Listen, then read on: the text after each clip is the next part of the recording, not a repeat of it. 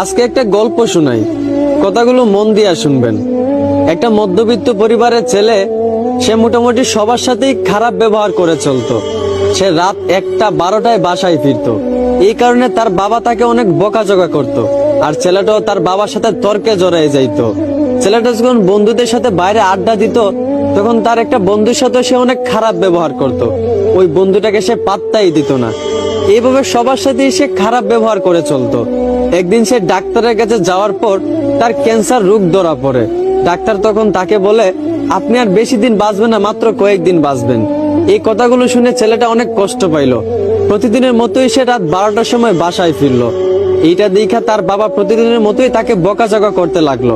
কিন্তু অবাক করা বিষয়, প্রতিদিনের মতোই ছেলে তার বাবার সাথে তর্কে না জড়াইয়া তার বাবার গালিগুলা মন ভরে শুনতে লাগলো।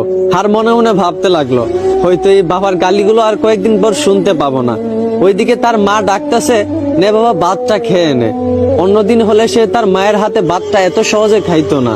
কিন্তু আজ অবাক করা বিষয়, তার মায়ের হাত থেকে প্লেটটা এনে প্রাণ ভরে ভাতটা খেয়ে নিল। আর মনে মনে ভাবলো, এই বুঝি মায়ের হাতে শেষ খাওয়া। এইগুলা দেখে তার মা বাবা অনেক অবাক হয়ে গেল। এভাবে তার মা বাবার সাথে অনেক ভালো ব্যবহার করলো। তারপরের দিন সে তার বন্ধুদের সাথে আড্ডা দিতে গেল। যেই বন্ধুটার সাথে সে সবসময় খারাপ ব্যবহার করত, ওই বন্ধুরা তাকে আজকে একটা গালি দিছিল। কিন্তু অবাক করা বিষয়, অন্যদিন সে একটা গালির বদলে ওই বন্ধুটাকে আরো 10টা গালি দিত। কিন্তু আজ অবাক করা বিষয়, ওই বন্ধুটা গালি দেওয়ার পর সে বন্ধুটাকে জড়িয়ে ধরে কাঁদতে লাগলো আর বলল, ভালো থাকিস রে দোস্ত। এইগুলা থেকে তার সকল বন্ধুরাও অবাক হয়ে গেল। যেই বন্ধুরা কখনো খারাপ ব্যবহার না করে থাকতে পারতো না, সেই বন্ধুটা সবার সাথে হাসি মুখে ভালো ব্যবহার করতেছে। সবাই অনেকটা অবাক হয়ে গেল। ছেলেটা আগের চেয়ে অনেক পরিবর্তন হয়েছে, আগের চেয়ে অনেক ভালো হয়ে গেছে। এখন সবার সাথেই ভালো ব্যবহার করে। এইভাবে মাসখানিক যাওয়ার পর ছেলেটা আবার ডাক্তারের কাছে যায়। ডাক্তারের কাছে যাওয়ার পর ডাক্তারকে জিজ্ঞেস করে, আপনি বলছিলেন আমি হয়তো কয়েকদিন বাঁচবো, কিন্তু প্রায় 1 মাস কেটে গেল। আপনি কি কোনো গ্যারান্টি দিতে পারবেন যে আমি আর কতদিন বাঁচবো? এইটা শুনে ডাক্তার ছেলেটাকে বলতে লাগলো, দেখেন একটা কথা শুনেন, আমি ওই দিন যে আপনাকে বলছিলাম আপনি মাত্র কয়েকদিন বাঁচবেন, এই কথাটা আপনাকে আমি মিথ্যা বলছিলাম। আর মিথ্যা বলার কারণ আপনাকে পরিবর্তন করা। আপনি আগে সবার সাথেই খারাপ ব্যবহার করতেন। আপনার বাবা যদি আপনাকে বকাঝকা করত, আপনার বাবার সাথেও আপনি তর্কে জড়াই যাইতেন। কিন্তু আপনি যখন জানতে পারলেন আপনি আর মাত্র কয়েকদিন বাঁচবেন, আপনার মরণের কোনো গ্যারান্টি নাই, তখন আপনি সবার সাথে ভালো ব্যবহার করতে লাগলেন।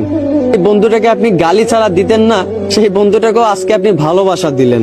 আসলে এইখান থেকে আমরা একটাই শিক্ষা পাই, যে প্রত্যেকটা মানুষ যদি তার মরণের কথা স্মরণ করত, যে হয়তো বা আজও তো মারা যেতে পারি, কালও তো মারা যেতে পারি, এখনো তো মারা যেতে পারি, এইভাবে যদি প্রত্যেকটা মানুষ তার মরণের কথা স্মরণ করত, তাহলে দেখতেন কোনো মানুষই দুনিয়াতে খারাপ ব্যবহার করত না, কেউই কারো প্রতি কোনো অভিযোগ রাখতো না, কেউই কাউকে মাফ না করে থাকতে পারতো না। প্রত্যেকটা মানুষ যদি তার মরণের কথা স্মরণ করত, তাহলে কখনোই মানুষের প্রতি অবিচার করতো না। এই জন্যই সবাইকে বলি, সবার আগে নিজের মরণের কথা স্মরণ করেন, তাহলে দেখবেন জীবন পরিবর্তন হয়ে যাবে। আশা করি আমার কথাগুলো বুঝতে পারছেন। ধন্যবাদ।